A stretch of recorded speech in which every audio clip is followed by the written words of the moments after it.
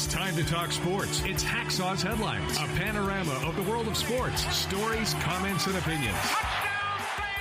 Now, here's iconic sports talk show host Lee Hacksaw Hamilton and co-host John Riley. Who wants to talk sports on a July 4th holiday weekend? We do, you do. From the DIXIELINE Lumber and Home Center studios in San Diego, we welcome you to Hacksaw's Headlines. Good afternoon, everyone. This is Lee Hacksaw Hamilton. Road trip, baby, celebrating July 4th with you.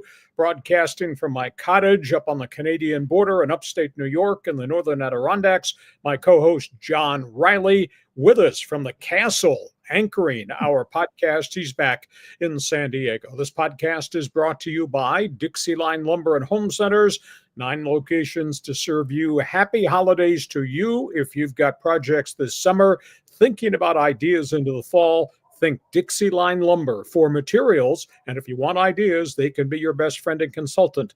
DIXIELINE Lumber. Build it or fix it. Guarantee you will enjoy it this summer, this fall at DIXIELINE Lumber. John Riley, good afternoon. Great to talk to you. Everybody who follows us on a regular basis on these podcasts, show me your rain check. You can cash it in. We apologize for not being able to pull this off on our regular Thursday schedule. John, I've experienced a lot of wild weather. I have never experienced the kind of weather I've had this week. We had 1.5 inches of rain in 55 minutes overnight. A thunder and lightning display I could have sold tickets to. We had temperatures of 49 degrees, really cold. And then we had temperatures of 84 degrees, and it's breezy and windy. I wanted to do this podcast outside to celebrate July 4th, but I didn't want to have heat stroke and the equipment melt, and it would have been a little bit too much wind, but it's beautiful up here. That's the storyline. That's the weather report from here. Great to be back with you back there in the castle. Hey, I'm just glad we were able to connect today. And by the way, Independence Day is my favorite holiday of the year, man. Go America. Here we go. We're going lots of different directions, just a couple of items. Because we're at such a remote location, we're not really going to be able to do fans forum today or social media. I will give you a second rain check. Cash it in because we'll get this stuff back on Monday. Monday, we will be back in studios. But we've had to jump through a lot of technical hoops. And as John Riley knows, the guy, this co-host, has a manual typewriter in his garage. Not everything technologically links to me. It's really hard for me to execute it. So we apologize. No fans forum today, no social media. We'll put that stuff in our file, and we will revisit it Monday when we're back there at the castle there. John, we're going a lot of different directions. I will also start writing on my website on Monday, so be prepared to jump on board for Hacksaw's Headlines, the best 15 minutes in sports, my one man's opinion column. We want you to share. Tell everybody what we do Mondays and Thursdays at 1:30. Want you to subscribe. When you subscribe to the YouTube channel, you'll be able to get the alerts every time we put something new up on the YouTube channel. Want you part of my Twitter All-Star team on social media? Follow me on X. Just go to Lee Hacksaw Hamilton, hit the follow button, and join Hacksaw's Insiders Group because you'll get direct emails from us. We email our Insiders Group once or twice every day. You can register for that on the homepage of my website, and the website is leehacksawhamilton.com. John, we're going to go through a lot of topics on the table because there's a lot of stuff here to talk about. You're wearing your baseball cap. That means we're going to start talking baseball right out of the gate. Pick a topic for me. You're hitting leadoff. Okay, hitting leadoff. Okay, let's talk Padres. And who can you trust? And can you trust the Friars, Lee? Burning question. Who are they? Are they the swinging Friars or are they swing and miss Friars? Do you know a week plus ago, the Padres went to Dodger Stadium, a half game out of first place, John? And as we play the July 4th weekend games, the Padres are now 9 games out of first place, just like that. Their playoff hopes have really been dashed. And I don't know how they're going to make up any of this ground because they just continue to have a lot of significant problems. I guess if you drive by the street corner of Tony and Trevor, as our guy Mark Grant likes to say, down by Petco Park, if you drive by that street corner, you're probably going to see a Help Wanted sign planted out there. Padres have to find a way to get some additional help for their offense here. I think they're about to turn the corner with the pitching issues because they're starting to get some of these guys back. This is not a complete roster at all. Congratulations, Manny Machado. 290 batting average, all the home runs, rock solid for the most part defensively, starting third baseman, all-star game. Congrats to him. My recommendation, the next Padre who should be named to that all-star game probably will be Jackson Merrill as maybe a backup outfielder. And the third Padre that I'd sure like to see get named would be Nick Pivetta, who's 9-2. And this team would not be in any type of wild card race had it not been for the ex-Boston Red Sox free agent. Nick Pivetta deserves this once-in-a-lifetime opportunity to maybe go to the All-Star game, the Midsummer Night's Classic. So the Padres have just a whole series of issues. You know, John, they were 14-3 out of the gate. And as they get ready to open this July 4th weekend homestand, they're 32-37 since the 14-3 start. The Padres, against the elite teams they've played this season, are 7-18. The Padres are 20-35 against teams with winning records this season. It's not a playoff team. This thing has gone so far off track, it's really hard to understand. And when they've played good teams in series, the Padres have had 14 series against good teams, John. They've won only 3 of those 14 series against the better teams on their schedule. So there's all kinds of issues there. The Tatis situation, since May 3rd, John, he's hitting .220. Since Memorial Day, El Nino has 2 home runs in 122 at-bats. And nobody's making any reference as to this sad sack season that he's having and what the cause of the sad sack season might be. Matt Waldron, the latest one to come from El Paso, got banged around, walked 6 batters, knuckleball didn't break. They sent him right back to AAA to just continue to refine. Maybe Kyle Hart's going to get another chance. He of home run ball history. Dylan Cease just continues to be a mystery. Good start, shaky starts, plural. It's hard to believe that Dylan Cease has won only 3 games by the All-Star break. Yu Darvish looks like he's turned the corner. 64-pitch simulated game this past Tuesday. Next outing might well be on the active roster, maybe early next week, and maybe he'll be the front end of a bullpen day, and they'll use him much like the Dodgers have used Ohtani to try to build his starts up, but he's had no setbacks whatsoever. And the Padres, rumor mill, are talking to a lot of people about trades, but they've yet to pull the trigger on a deal. And the question is it because A.J. Preller can't take on contracts, take on salary? Is it because people are asking for things that he refuses to give up, be it the kids in the lower minor leagues or even Jackson Merrill, or be it he can't find the right deal that'll make a difference? So, John, there's a whole litany of things I've just given you information about Padre baseball. So you tell me, swinging Friars, swing and miss Friars, how disappointed are you? My God, they went from a half game out of first place going to Dodger Stadium to 9 games out of first place July 4th weekend. Wow. Your turn. Yeah, I mean, it's just a disaster. And it's really the hitting. The hitting's the problem. I mean, you know, we can pick apart the pitching, but Tatis needs to hit. I mean, the new conspiracy theory on X amongst Padre Twitter fans is that Fernando, you know, he's always being pitched high and tight, like up by his face. And that maybe, do you think that psychologically is like freaking him out when he's in the box? I think you can connect dots there. You know, he's been beamed so many times. Been hit 13 times, I think, this season, which is an awful lot. And those are really painful hit-by-pitch incidents there. Yeah. So the question is, structurally, he can control that. He can make a change in his stance in the batter's box, not lunge so far. But it's tough in season when you have no off days to really work on some mechanical flaws or to change things. That's really hard during the course of a season when you're playing 10 games in 11 days and, 28 games in 30 days. It's just really hard to make changes. So, but this is an unbelievable mystery as to how his game has totally gone away because he's just flailing and not getting bat on ball. And like I said, 2 home runs and 122 at-bats and a 220 batting average since that last beating on May 3rd, the real bad one on the forearm. Got a lot of work to do, a lot of questions to be answered. It's pretty galling to go from a half game out of first place to 9 games out of first place in about a 2-week window. Not good. No, yeah. And they I thought they had a chance to win 2 out of 3 in Cincinnati. They didn't work.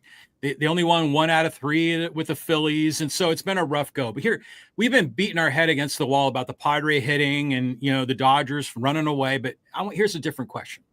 Have you been following the controversy about what's going on with the Padres TV and radio broadcast teams? Because they've been shuffling the deck, and there's a lot of people thinking that something's going on. Something's cooking with Orsillo and Mudd and Jesse Agler and Tony Gwynn Jr.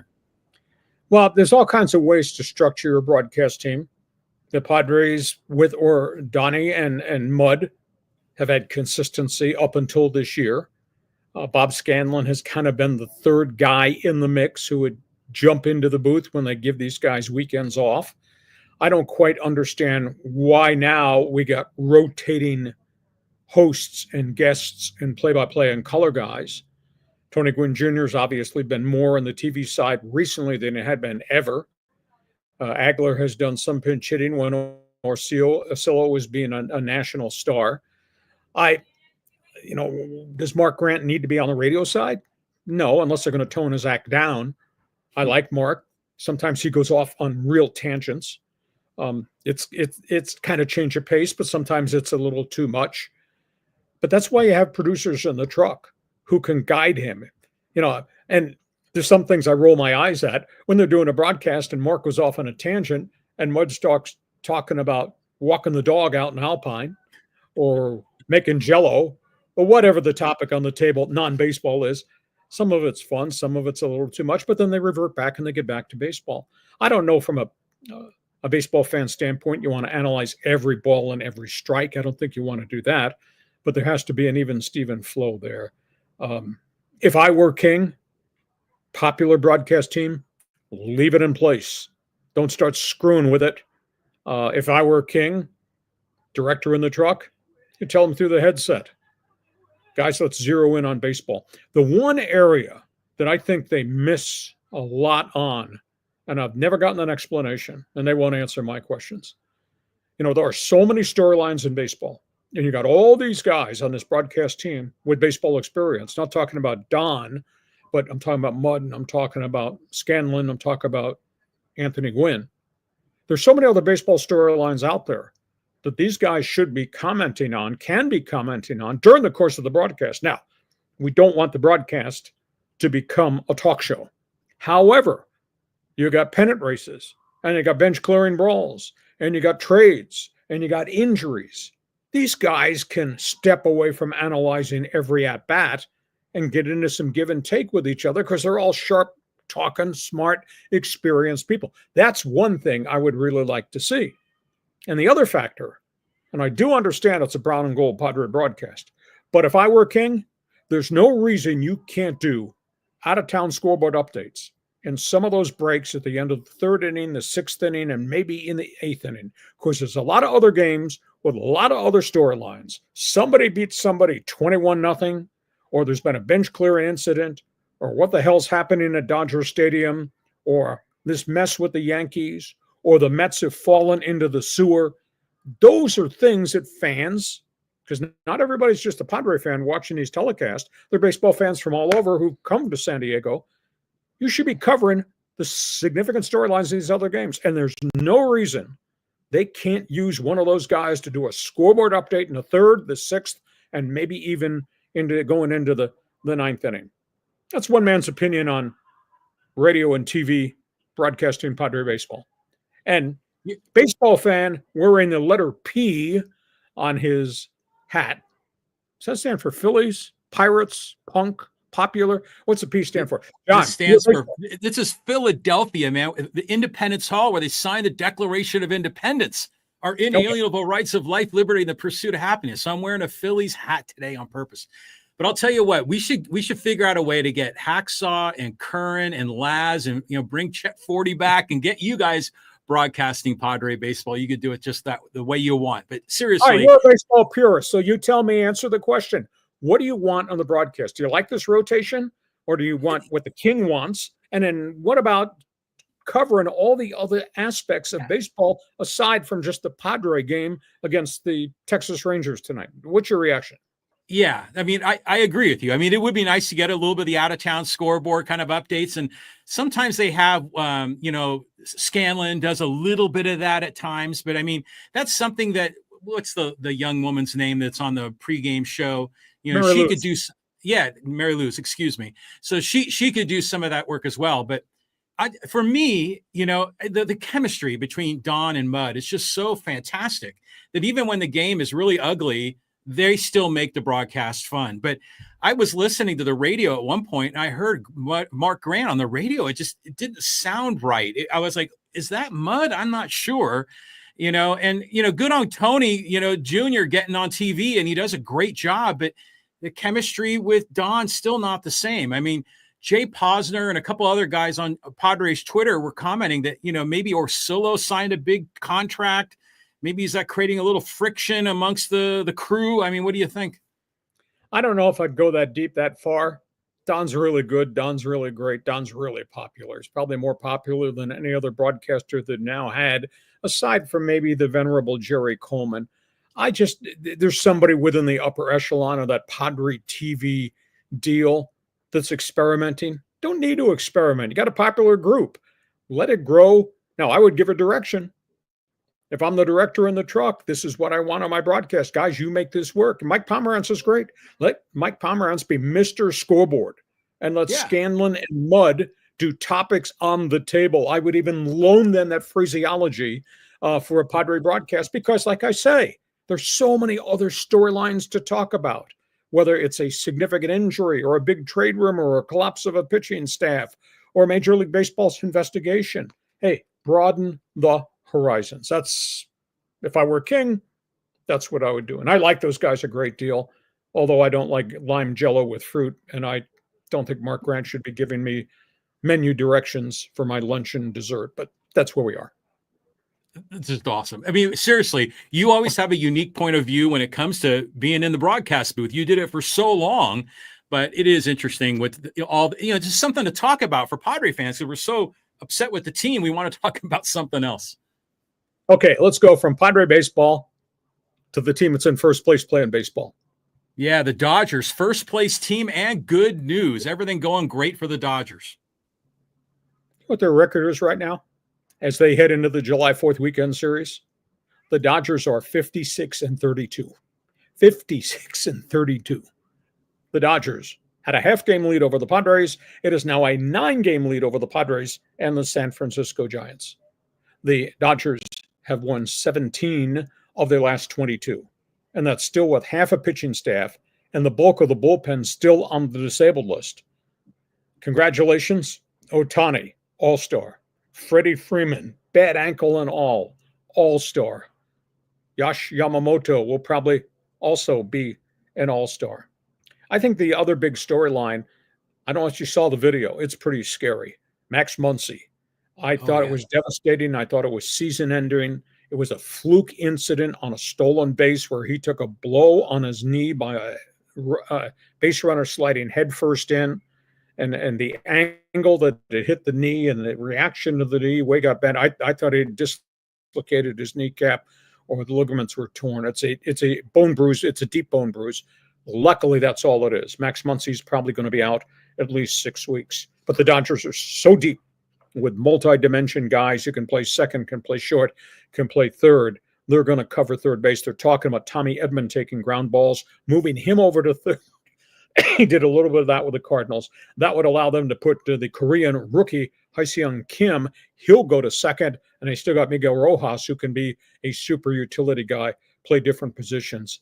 Tommy Edman's like a Swiss Army knife, man. He can do so many different things. So that was a really scary injury that happened to Max Muncy. Luckily, it was not as bad as it could have been, but it looked awful.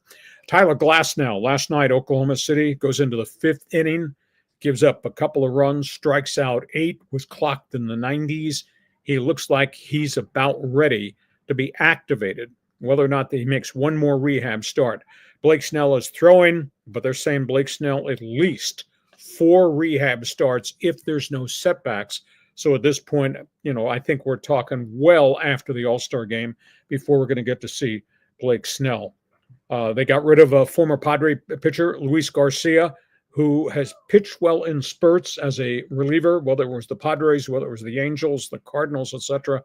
His ERA ballooned, had a couple of bad outings. They have designated him for reassignment. So that's all things first place Dodger baseball. Can you believe that? 56-32. Wow. Yeah, I mean, everything's going great for Dodger Blue, and you got to give it up for Clayton Kershaw, 3,000 strikeouts. I mean, that's a hell of an accomplishment. And I was just looking it up, on the all-time strikeout list, and I'm thinking, okay, who's next? The guy next to him on the list is Zach Greinke with 2,979, but he's retired. Is he playing this year? No. Yeah, so you have to go all the way down to Chris Sale as the next active pitcher with 28 strikeouts. So he'll probably make it. And then you got to go down to Garrett Cole with 2,200, Charlie Morton with 2,100, Yu Darvish with 2,007. I mean, 3,000 strikeouts, it's got to be hard to accomplish these days when starters rarely go past the 6th inning. Exactly. And that guy's 37 years of age. That guy's coming off double surgery. That guy's coming off a history more recently of back problems. He's a Hall of Fame pitcher, in all honesty, and he's a classy gentleman to boot. Yeah. So, great story involving Clayton Kershaw. Okay, that's all things first place Dodgers baseball. Other big story in baseball is off the field, and they have just kind of scratched the surface of this. John, this looks ugly. War of words and money. Here we go with the commish. Yeah, nice headlines. I'll throw another word out there. Might you consider this tampering? All right, let me give you the background.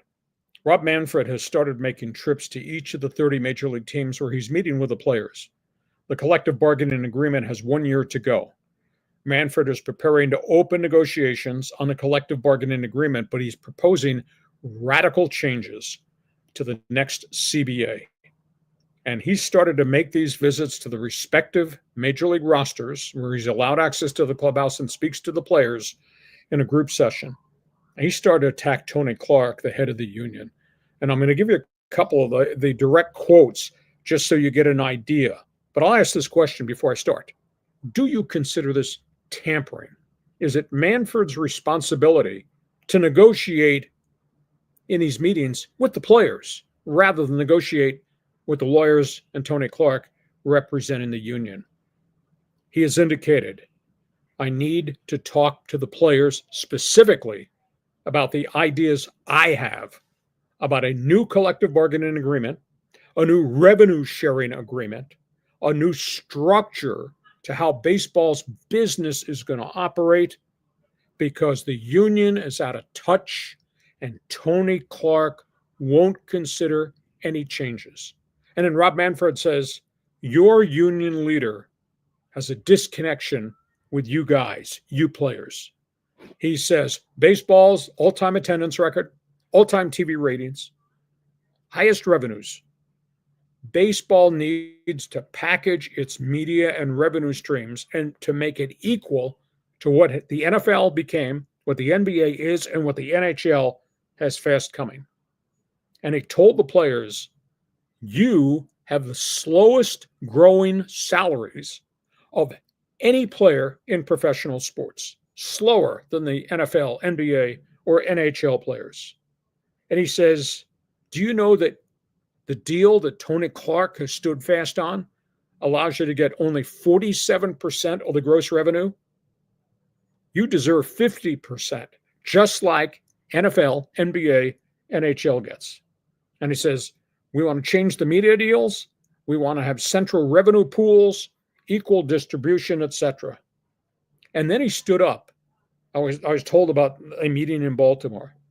And he told them 10% of the players and the rosters make 72% of the salary. He says there's 90% of you guys in this Oriole clubhouse are getting a hell of a lot less because the other guys are getting the bulk of the money. And he said, Tony Clark has done a great job representing the elite player, a.k.a. Juan Soto. But Tony Clark has forgotten that he represents the backup catcher, the 11th pitcher on the staff, the 26th man on the roster. I mean, it was a hammer job on the head of the union. Now, under the umbrella of these next negotiations, Manfred wants to change everything as it relates to media, revenue sharing, maybe even a floor to spending.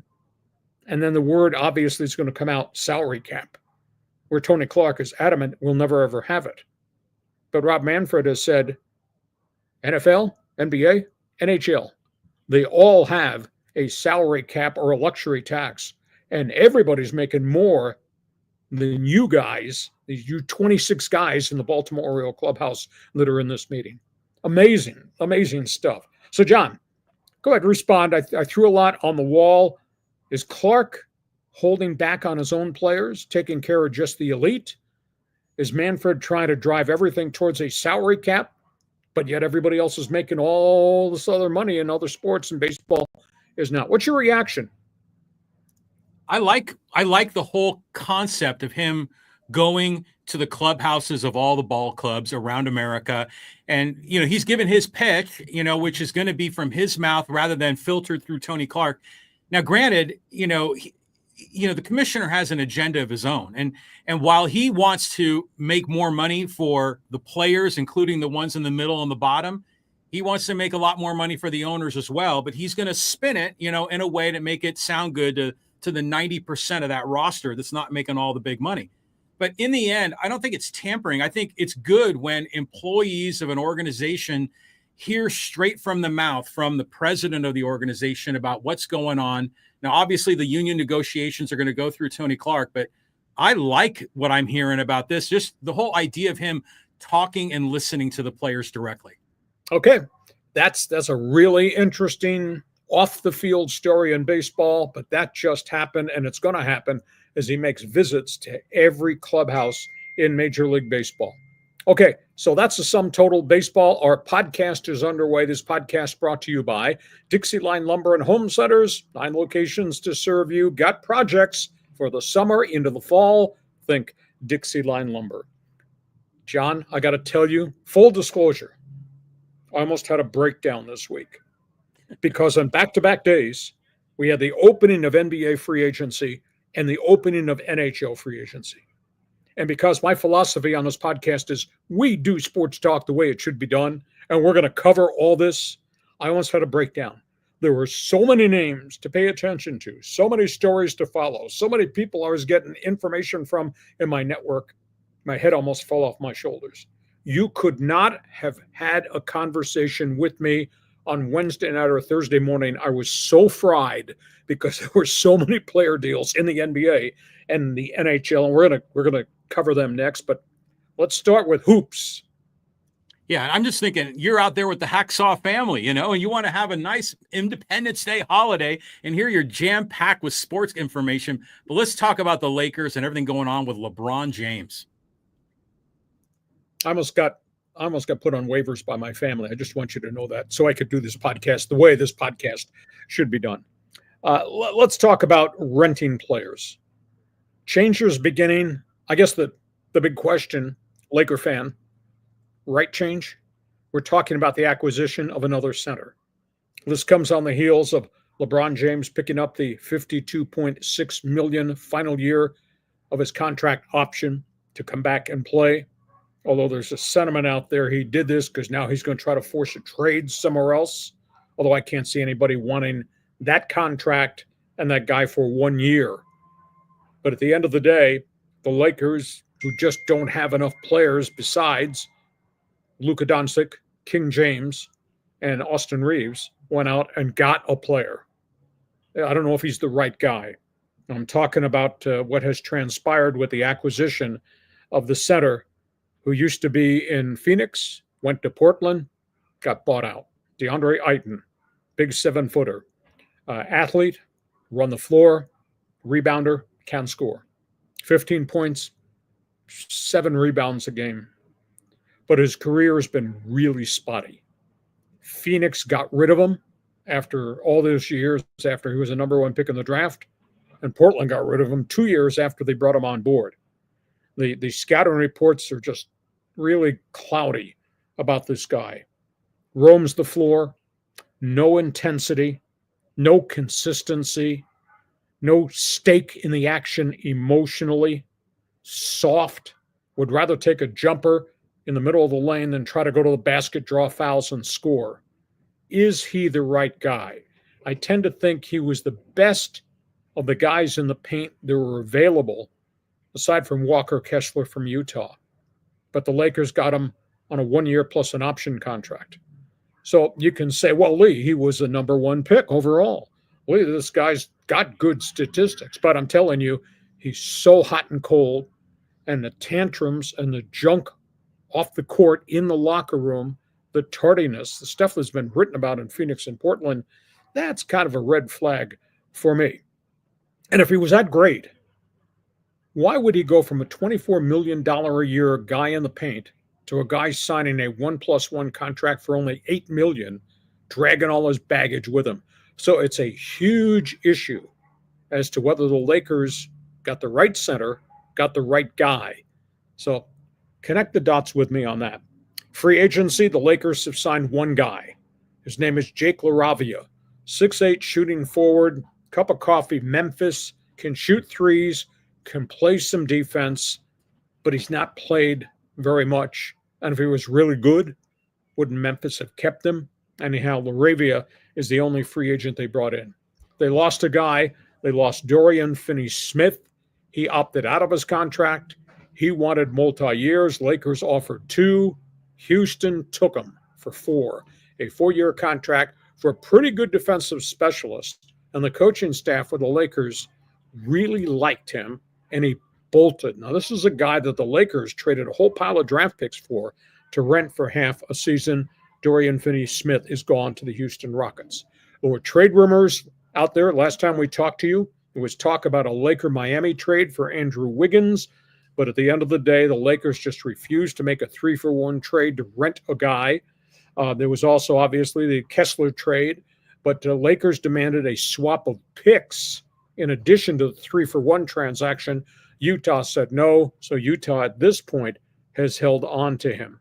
And the other thing is the storyline that's running around the NBA, and some of this is emanating out of Cleveland, about LeBron's agent's speech after LeBron picked up the final option of the contract, in which said LeBron is committed, he wants to be on a championship team. What people are inferring, notably out of Cleveland, is that LeBron is going to be a trade piece.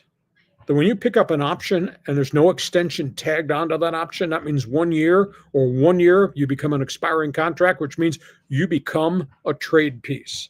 I find that hard to believe. I guess I'll have to ask you, because you have been a critic in your corner of the castle. You don't believe that LeBron's the right guy any longer in LA, and you like a lot of fans would like to see him go. I don't know that I buy it. So, John, is Ayton the right guy in the paint? What do you think about all the baggage he brings with him getting off the plane in Portland? And then your thoughts on LeBron and what they have or have not been able to do with the roster, because this has been a really busy week in the NBA. John, the floor is yours. Don't shoot an air ball when you take this next 3-point shot. Okay. Well, first of all, I remember DeAndre Ayton at U of A, and he was a beast in college. And when he went number 1 overall, that made a lot of sense in that draft. So I really expected him a great NBA career.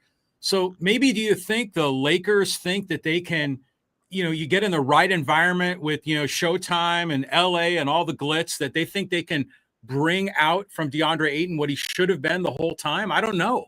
What's your take on that, Lee? I concur with you. I think that maybe they feel there's peer pressure, from LeBron. Is there peer pressure from Luka? I don't know. But this guy had the world in front of him as a Phoenix Sun, and they got tired after 3 or 4 years, and they let him go. And he was supposed to be the focal point of the rebuild in Portland. And look how that turned out. And Portland was terrible. And they bought him out, ate the contract. So next chance for DeAndre Ayton is probably going to be his last chance in the NBA. Because I'll guarantee you right now, he is not the player nor the prospect that we all thought coming out of the University of Arizona. Boy, there's an awful lot of baggage there. Yeah, there really is a lot of baggage there. But I wanted to say one more thing about the Lakers. Is over the last few nights, I rewatched the 30 for 30 on the Lakers-Celtics rivalry, and that it's on Netflix, and it's just so great. I mean, the way they go back to the 60s, an hour back, and Bill Russell, and the way that they would always beat the Lakers, and then the resurgence of the rivalry in the 80s and the whole Magic Bird bit. I mean, those were just great times in the NBA in the 1980s, weren't they, Lee? Jerry West doesn't think so. The late, great Jerry West. They only won one championship against Boston during that era. But at the end of the day, you're correct. I mean, it was all things greatness Lakers back in the day, and then the Jerry Buss era, all things greatness Boston, whether that was Red Auerbach, Tommy Heinsohn, Bob Cousy, Bill Russell, that whole entourage, and then the Larry Bird Lakers. So, yeah, I mean, you're talking about flagship carriers in the NBA, these guys for sure. Okay, we go from all things Laker basketball, and this story is not going away. There's still more angles to this Lakers story that we're going to be talking about, I'm sure, the rest of this offseason. We go from the Lakers to the other team in LA. I like what they just did. Yeah, so the Clippers stole a big man. It's one of the brothers, one of those twin brothers. The Lakers wanted this guy. Lakers did not get this guy. This guy had a number of offers out there, but he's come to the LA Clippers, and this really fills a need. Brook Lopez, massively big at 7 foot, is kind of a carbon copy of Ivica Zubac, who's become a star in the paint for the Clippers. But he signs a one-year contract. Guy very productive, 15 points, 8 rebounds a game in Milwaukee. They're going to miss him. I think Giannis is having a tough time with the fact that they departed ways from him, a month after losing Damian Lillard, and then they wound up letting Lillard go too. This guy can play, and he's not going to be asked to play 38 minutes because Zubac is right there in front of him. But this is, I guess I'd call insurance policy. This is a pretty good insurance policy. This might be the best 1-2 big man combination in the division. So we got Brook Lopez going. Next domino to fall, they're going to go get a veteran guard. Chris Paul wants to play in LA, but Chris Paul wants the chance to be somebody's starting guard. At this point, that has not happened. New name has surfaced because they're looking for another guy who can score. They might have interest in Josh Giddey. Now, he could put up points in Oklahoma City, and he had been traded to the Chicago Bulls. Now he's an opt-out free agent. Giddey is still out there. He's one of the last big names. Somebody who can shoot the ball is going to wind up being one of the guards to run alongside of James Harden in the backcourt. So keep an eye on this Clipper thing. Do you like Big Brook coming to LA? Yeah. I mean, I kind of forgot about him, with playing for Milwaukee. But, I was just thinking the Lopez brothers, didn't they play at Stanford? And yes. It was a long time ago. While you were chatting, I just looked it up that Brook Lopez just turned 37 a few months ago. So he's pretty long in the tooth. So I would imagine, was it a 1-year deal, a 2-year deal with the Clippers? 1-year deal, but all those deals can always be extended. And, it'll be a different role for him because he'll be first man off the bench. But boy, I tell you what, him and Zubac, that's a lot of productivity. And Zubac has become a really accomplished guy. So, again, good owner, Steve Ballmer, a lot of players, a lot of age, though. That's the other unique aspect to Clipper basketball. This might be the last gasp to try to get there with this entourage of veteran players that they have. Okay, so, John, we go from Lakers to Clippers to everything else happened as my head nearly fell off my shoulders Wednesday trying to cover this. Shockwave stories. Here we go. New York Knicks. I like this guy. He's been hired. He's been fired. But he's been a multi-time coach of the year in the NBA. Been the NBA Finals. I think the New York Knickerbockers got a good coach in Mike Brown. Mike Brown's been everywhere. He's got accolades. He's got good stuff on his resume from really well-known coaches that like him. Mike Brown, named head coach, New York Knickerbockers. Had been with the Lakers, had been with the Cavaliers, key assistant to Popovich and to Steve Kerr, San Antonio, and Golden State. 2-time coach of the year. Career record for Mike Brown, .454 and .304. That's a pretty good track record. So he goes to New York. Second item, this was a stunner. Milwaukee buys out the contract of Damian Lillard. Dame, going to miss the entire season, ruptured Achilles tendon, gets bought out. Now, his agent is saying this is good. Lillard will be able to pick the team that he goes to, but he's not going to play this year. And when he comes back, he's going to be 34 coming off the Achilles tendon rupture. This was a real shocker. They owed him $112 million, but the buyout, now the money is spread out over, I believe, a 4 or a 6 year span to lessen the cap hit. So Lillard gets the money paid out over an extended period of time, and he'll get a chance to talk to other clubs. Big report, Knickerbockers have some interest in Dame. So that's a big story there.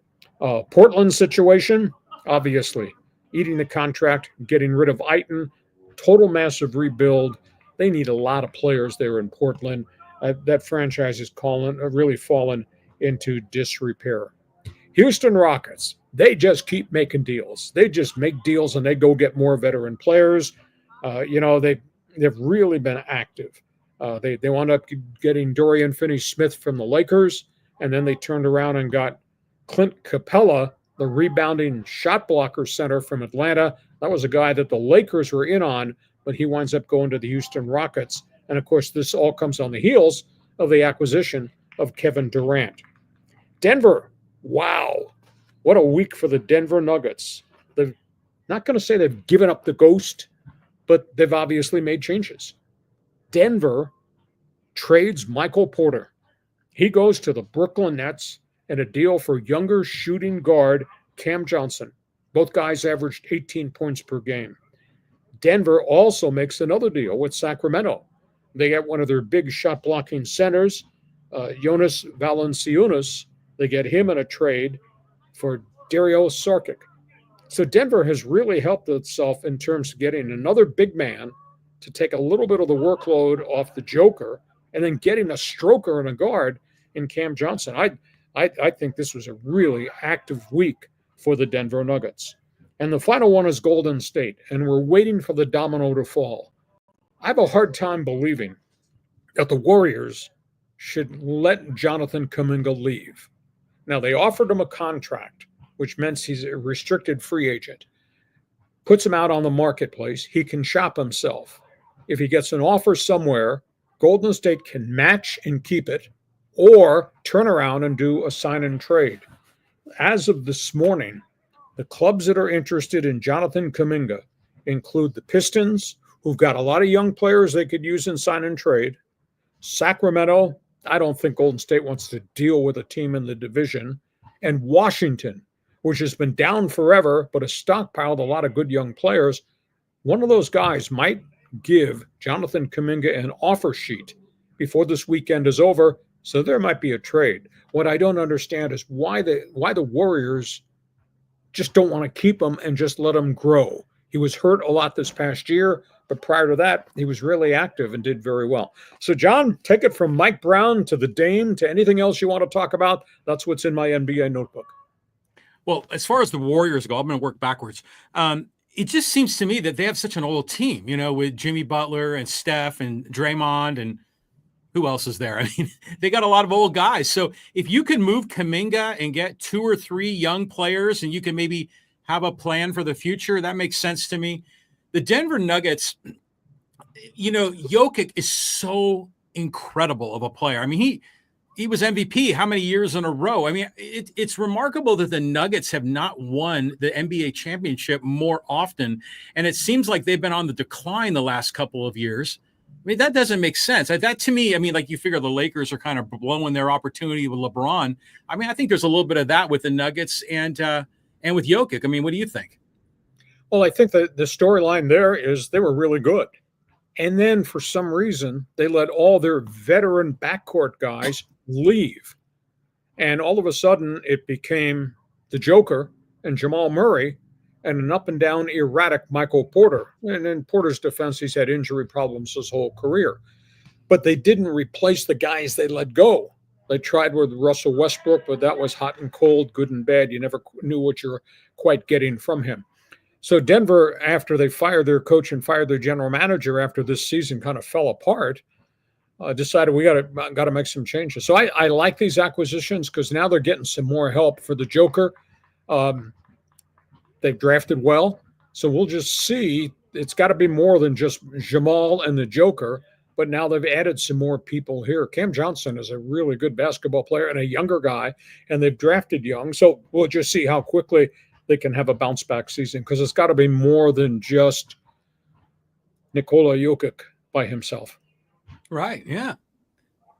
Okay, that's all things there in the NBA.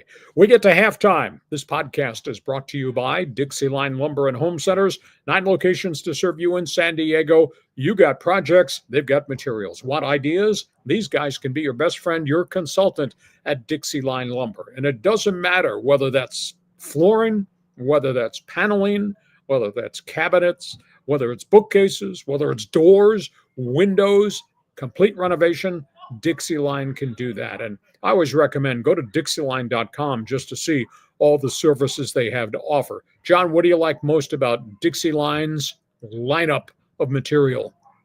Oh, I mean, the doors and windows are just fabulous. And, you know, there are a lot of companies in San Diego County and really Southern California that do doors and windows. But DIXIELINE is different, you know, because they bring in their designers and they're going to help you kind of plan out the whole system, the whole package for replacing your doors and windows in your home. But they've got the cool stuff. I mean, they've got, you know, the good quality, you know, high value, less expensive things, but they also have the high end stuff. You know, the doors like from La Cantina, you know, these giant sliding big doors that they sell there. So just a great variety of options at DIXIELINE Lumber when it comes to doors and windows. DIXIELINE. Just go to the website, DIXIELINE.com, see all the things that they have to offer. We are at halftime. I am at my cottage in upstate New York near the Canadian border. John is anchoring from the castle there in San Diego. Our podcast, because we've had so many issues with the elements and the weather, I'm not even sure God wanted us to do this podcast this week, but because we've done that, we're just doing hot topics on the table here. We're going to hand out another rain check to everybody. Fans Forum and social media slams. That'll return next Monday when we are back in studio. And of course, also returning Monday, I'll be writing on my website, leehacksawhamilton.com. Make sure you check that out every day. Also want to remind you, want you to join my Twitter All-Star team on social media on X. Just type in my name, Lee Hacksaw Hamilton. Hit the follow button. Want you to share. Tell everybody on your address book, your Rolodex, whatever, that you watch us on our podcast Mondays and Thursdays at 1:30. Want you to subscribe to the YouTube channel and all the other places you can subscribe. That way you'll get the alerts every time we put new videos up on the YouTube channel, and we do that quite a bit. Give us a thumbs up. That helps us a lot. Give us a 5-star rating. That helps us too. John, we go to the second half of our July 4th party podcast. And I told you my head almost fell off my shoulders Wednesday and Thursday because not only was it all things NBA, it was the start of NHL free agency. And you won't believe the numbers I had to follow this week. Yeah, I mean, the NFL was exploding. The NHL was exploding. It's like Hacksaw, your head's about to like explode itself. In a span of 50 hours, starting July 1st, 84 NHL players changed teams. Think about that. In addition to 84 players changing teams in the National Hockey League, we had 10 trades.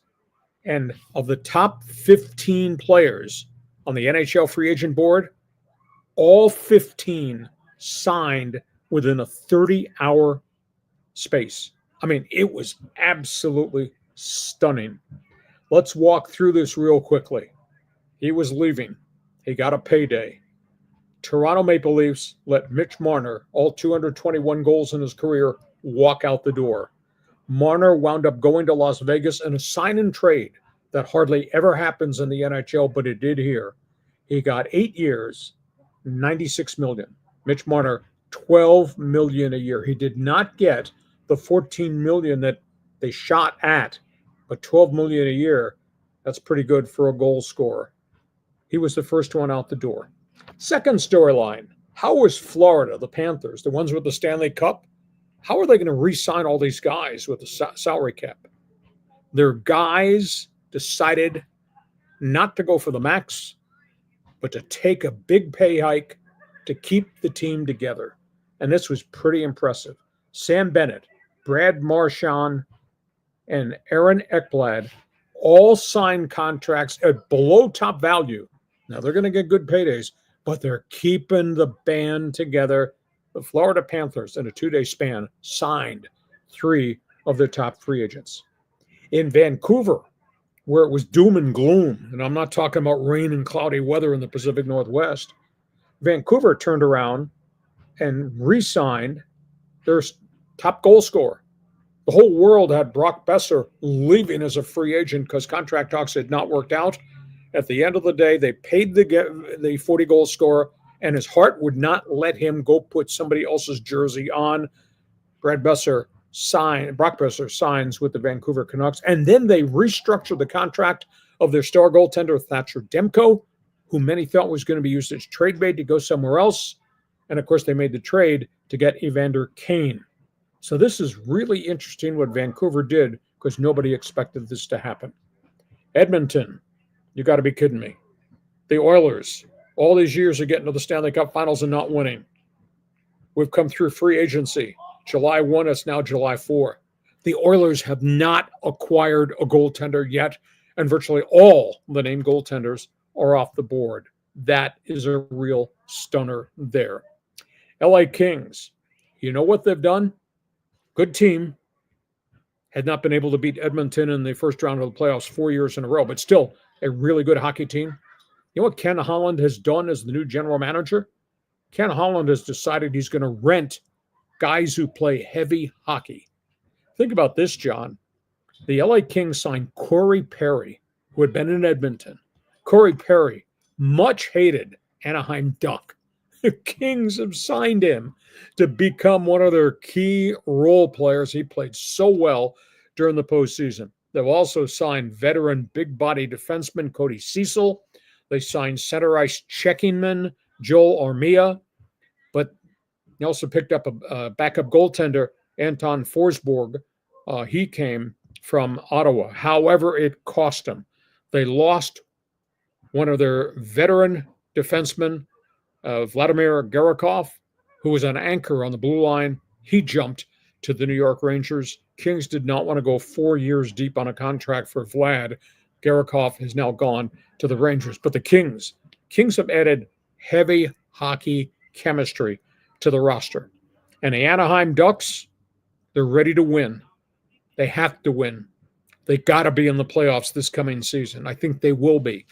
They turned around and they signed Michael Granlund, 27-goal scorer from the Dallas Stars. Pricey contract. He's one of 3 veterans that they brought in this offseason. 27 goals. This guy is good. So Granlund comes from Dallas. He joins the guy they traded for from the Rangers and Chris Kreider.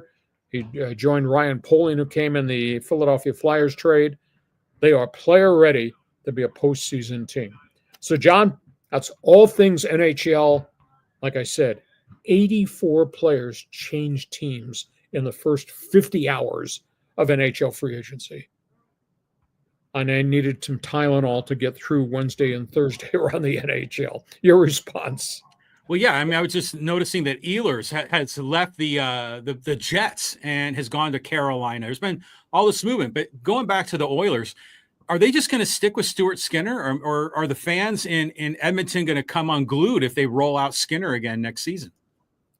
There's nobody to go get.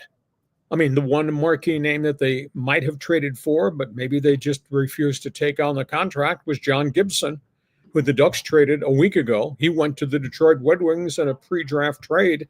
That was the type of cornerstone guy they needed to come in to complement Skinner. And instead, Bowman, the general manager, Stan Bowman, has just decided to stand pat. And he's lost some players along the way who jumped to other teams as part of those 84 guys who changed teams when the free agent window opened. I just don't understand it. I know it's emotionally hard to blame a hometown boy made good, Stuart Skinner's from Edmonton, but why do you keep going back to the same old, same old? So that to me is a real stunner more than anything else. So that's all things hockey. Okay, John, we go from that. Let's dart back to the National Football League because, man, It might be a holiday. Everybody is in vacation mode in the NFL. The story's not going away. Holy cow, there's a lot of stuff. Let me just run through the trouble spots in the National Football League. Nobody wants to talk about it, but that's all they're writing about in Pittsburgh. They're not writing at this moment about Aaron Rodgers, and they're not writing about the 2-for-1 trade they made with the Miami Dolphins. They're writing about TJ Watt. The report is that TJ Watt's talks have stalled on a contract extension, and TJ Watt may want to be traded, and that Pittsburgh might be about ready to start taking trade offers for their star pass rush outside linebacker. It's got 105 career quarterback sacks. TJ Watt made $21 million last year. That's what he's going to make this year, final year of the contract. TJ Watt wants $45 million. That's a little pricey for anything as it relates to Pittsburgh Steelers football. So keep an eye on this as to whether this is just verbal gunfire, whether he actually asked for this, or whether Pittsburgh said we're never going that high on an individual player. Historically, they've never done that. And whether or not they're actually messaging teams around the league, we are open for business. I find it hard to believe there will be no TJ Watt in Pittsburgh on opening day, but that's all they're writing about there. Miami, which has gone through a lot of changes on their roster in the offseason. If this guy is healthy and this guy can play back to the way he played, they got themselves a good tight end, and they got him for nothing. Darren Waller was quite a story with the Raiders. Darren Waller came out of a real troubled past, bad family, drugs, etc., made himself into a Pro Bowl wide receiver, and then suffered a scary setback physically and walked away from football at the peak of his career and earning power.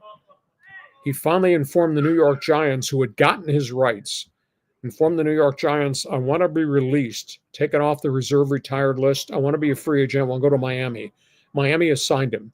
Darren Waller caught 350 passes in 20 touchdowns in this span with the Oakland Raiders. And it was a shocker when he was traded. It was a shocker when he walked away from football because of a health breathing problem, which they obviously have solved. They might have gotten themselves a gem of a player if Darren Waller can be what Darren Waller used to be with the Raiders. So we'll keep an eye on that. In Baltimore, they won't talk about it. Justin Tucker, of course, was released by the Baltimore Ravens. 10-game suspension without pay by the National Football League. The aftermath of the sexual misconduct case. This is a carbon copy of all the junk Deshaun Watson got himself involved in while he was with the Houston Texans. Couple of college football notes. Brigham Young University has lost its quarterback. This guy was on a fast track to stardom. Jake Retzlaff has withdrawn from BYU and is entering the transfer portal. As a bright young quarterback, he was accused in a lawsuit of a sexual assault by a girlfriend. He totally denied it. But because there was an incident on the BYU campus, the university recommended that he be disciplined and suspended for 7 games, violation of the honor code. Jake Retzlaff said, no, I did nothing wrong. It was consensual. No charges were ever laid. Yeah. Is this woman suing me? Yes. I deny it. And you want to suspend me for 7 games for an honor code violation? He put his name into the transfer portal this past week. An interesting story to see where he winds up. And the last one is Conference USA. And I know you're big on everybody's moving, teams moving to different conferences. And you're the only guy I know that thinks Texas State to the Pac-12 makes a hell of a lot of sense. This probably makes sense to you too. Conference USA has just announced it's expanding. Are you ready for this? Conference USA has just admitted the University of Delaware, the Blue Hens, 1AA football. Delaware is coming, as is Missouri State. a former 1AA Southwest Missouri State champion. Bizarre. Like, this is going to make Conference USA something that everybody's going to pay attention to. The big press conference to announce the Delaware Blue Hens are coming to Conference USA. So, John, hey, there's page 1 NFL notebook. Can you believe the TJ Watt story? You want to talk about Darren Waller? Floor is yours. Well, first of all, aren't the Delaware Blue Hens, isn't that Joe Flacco's school? That is. Yeah. So, I mean, that's how I remember him. But just going back through all these other comments. First of all, yeah, the TJ Watt story, that kind of hit me from unexpected direction there. I just can't imagine the Steelers moving the guy. I mean, they've had so many legendary defensive players on that team. And TJ Watt is sort of kind of the face of the franchise, wouldn't you say? I mean, I would just be floored if they traded him. I am floored too. But that has never been the way Pittsburgh has done business, to give somebody $45 million to play. That's just not their mode of operation. They have taken care of their star players. But I just have the feeling that the Rooney family says, okay, this is the position. This is the max contract. We're willing to pay this guy at this position. I don't see Pittsburgh willing to pay a Roethlisberger the going rate of $50 million if Ben Roethlisberger were still playing, just because somebody else pays somebody that amount of money. So I'd be shocked, but I guess anything is possible right now in the current mode of NFL football, where everybody's trying to top what the last guy got. Everybody is now shooting beyond what Myles Garrett just got when Cleveland gave him $41 million. So TJ Watt supposedly wants to go from 21 to 45. I just don't see that happening.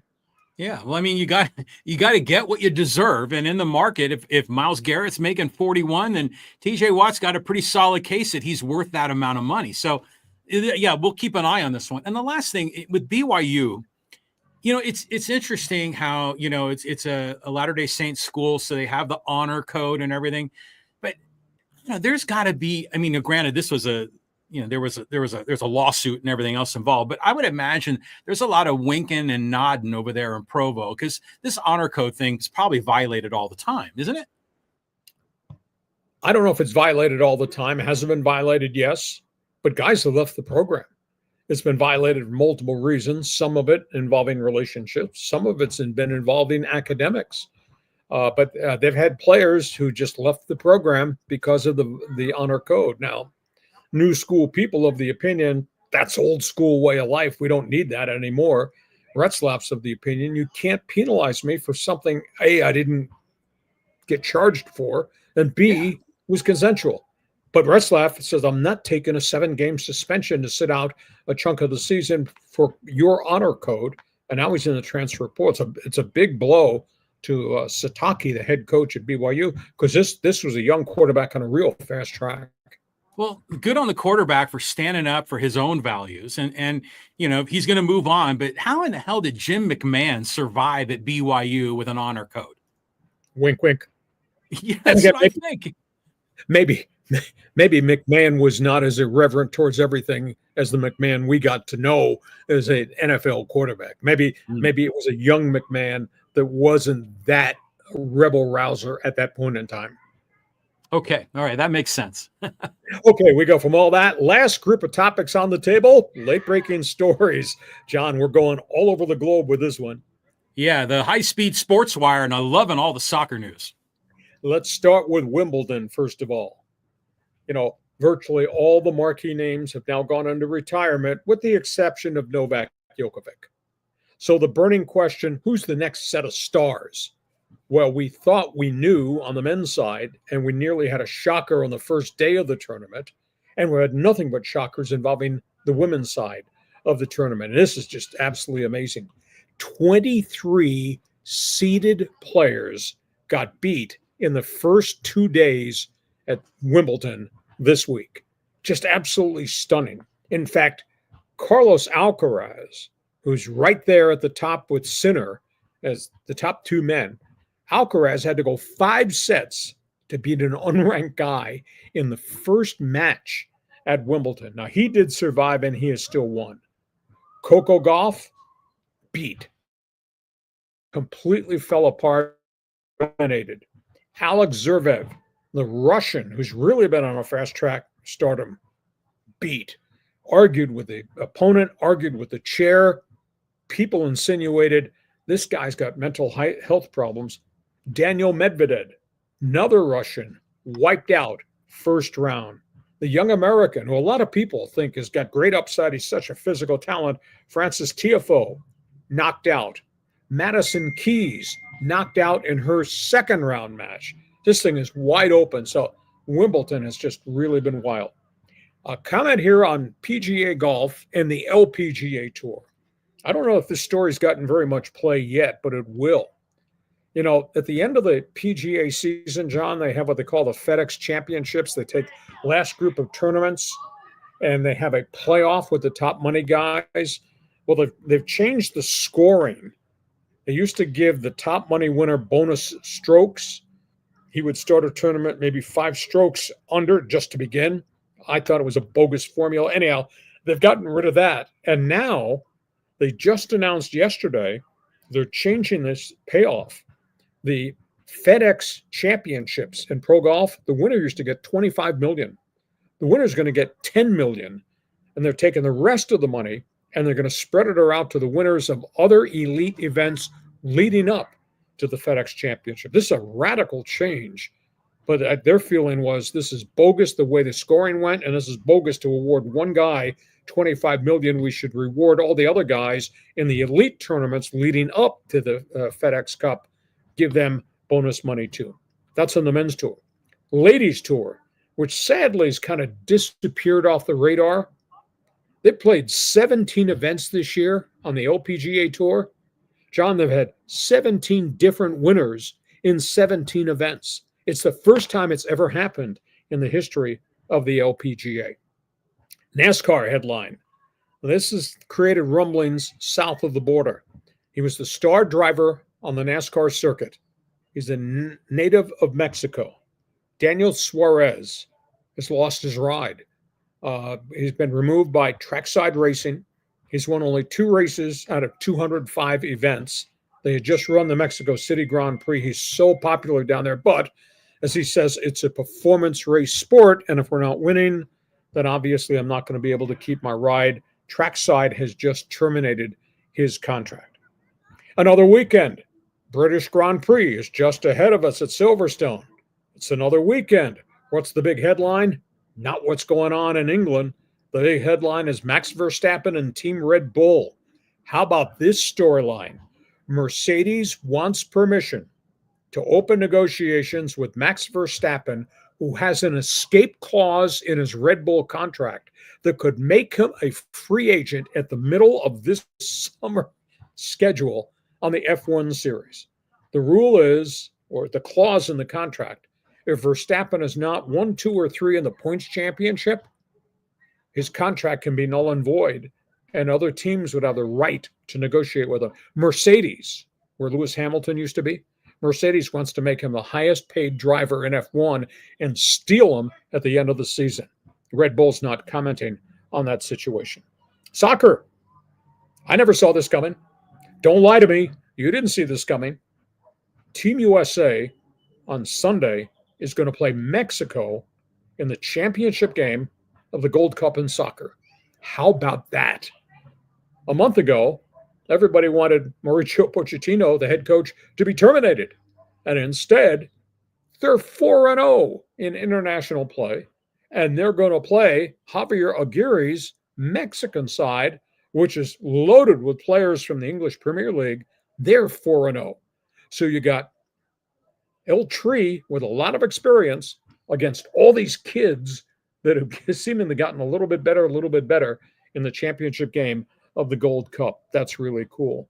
And a tragic story in the English Premier League. Liverpool is mourning the passing of one of their veterans or goal scorers from Portugal, Diogo Jota, killed in a high-speed auto accident just 48 hours ago on a highway in Spain.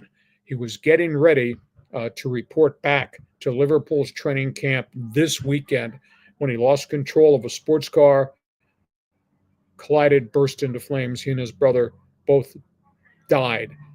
He was a really fine player and very well respected across Europe and obviously star in Portugal and Spain really mourning the passing of Yoto. So, John, those are hot topics on the table. You want to talk why you don't play tennis anymore? You want to talk about what's going on in golf? What's happening in auto racing? The floor is yours. The floor is mine. A lot of good stuff there on the high-speed SportsWire. Now, I have a question, two questions for you. So, number one is in the PGA tournament, you talk about how they're restructuring the payouts and going into the FedEx Cup and everything. Do you think this is maybe part of the competitive nature of Live Golf and PGA, and PGA is trying to change their ways to be a more attractive, maybe tour for the golfers to kind of put LIV golf out of its misery? Well, the guys from the LIV have to want to come back. And at this point, nobody wants to come back. None of the marquee guys have opted out and said, I'll forfeit whatever's left. You don't pay me, just let me leave. None of that has happened. I just think that the PGA, with the package and structure that the FedEx playoffs at the end were supposed to be the end-all, be-all for the schedule, the way they loaded it, I thought it was cheap. I thought it was a bad stunt. What, as great a player as Scotty Scheffler is, why are we giving Scotty Scheffler points advantages going into the final tournaments of the FedEx schedule? And why are we giving Scotty Scheffler, who's made all this money, a $25 million payday? Shouldn't you have to earn it when you go head-to-head with everybody? So that's why they changed the scoring for the FedEx Cup playoffs, this final group of tournaments. And also the feeling you got all these other guys that have played pretty well. Why not give them more money in the lead-up tournaments to get to the FedEx playoffs, the elite tournaments, and put that bonus money instead of giving Scotty Scheffler $25 million? I found it absurd. I kind of found it as a turnoff at the end of the season. What's supposed to be a mega event. Well, aren't guys that don't make the cut often don't get paid at all, right? I mean, that to me seems wrong. I mean, they're out there. They should at least have their expenses covered, don't you think, Lee? Well, they do, and they have their own individual sponsor money. Just not a lot of prize money. If you don't make the cut on Thursday, you're not going to get paid a significant amount of money. But all these guys have equipment and clothing and auto title sponsorships, which help pay for them to be on the tour during the course of the year. You make your money by what you do, obviously, on Saturday and Sunday. But you got to play well Thursday and Friday and make the cut. But those guys are taken care of. They do have their expenses. You can't stay out forever, though. If you're not making the cut, you're going to wind up losing your scorecard. Okay, and then moving on for all the soccer, it's great. It's going to be USA against Mexico in the Gold Cup. But leading up to this, remember we've been hearing so much smack talk from Alexi Lawless and Landon Donovan criticizing Pochettino for not playing, the Stars, criticizing Christian Pulisic for not being there.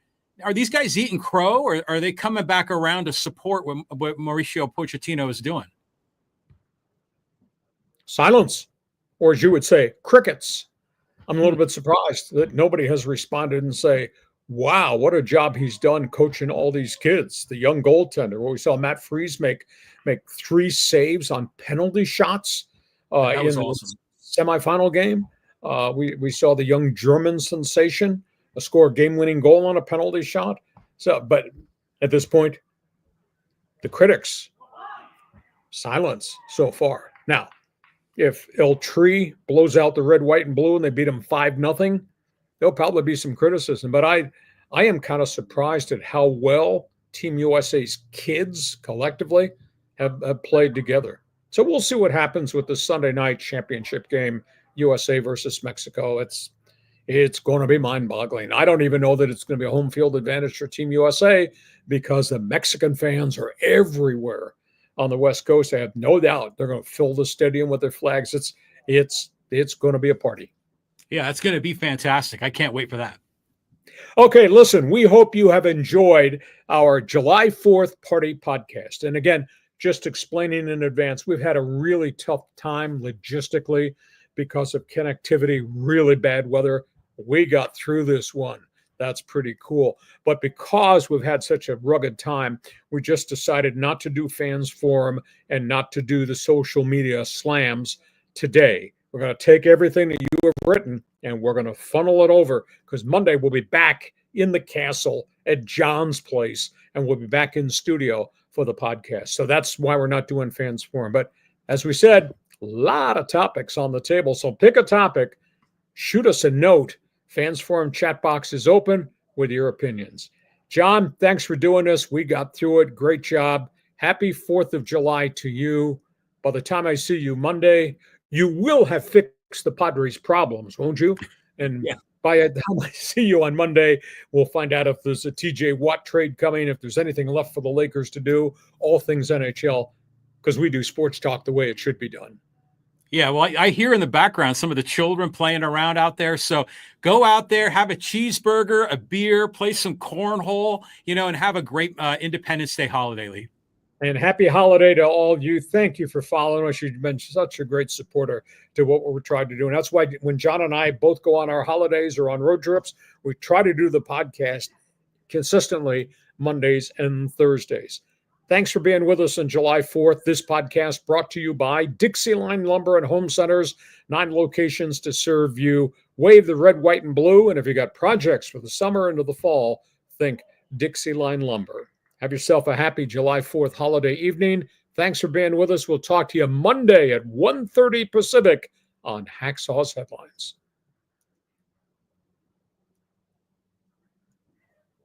Join us again for Hacksaw's Headlines on YouTube, Facebook, and Twitter. And find the audio version on your favorite podcast apps. For more content, go to LeeHacksawHamilton.com.